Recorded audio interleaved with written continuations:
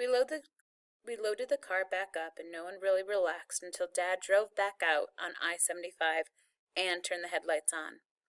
The lights knocked some of the darkness out of the way, and we felt safe again.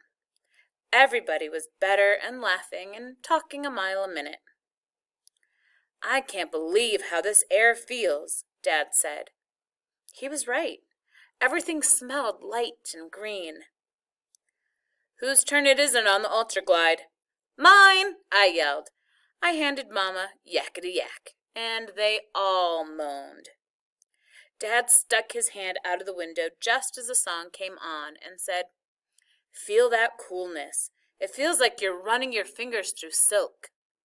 Me, Mama, Joey, and even Daddy Cool all did what Dad told us to do. And Dad was right. It felt great. "Wiggle your fingers in it," Dad said. We all did, and the air seemed slippery and cool as it blew on your hand.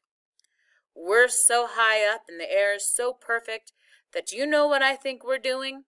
Dad asked. "What?" "I think we've got our fingers in God's beard, and as we drive along, we're tickling him." Byron acted like he was going to throw up.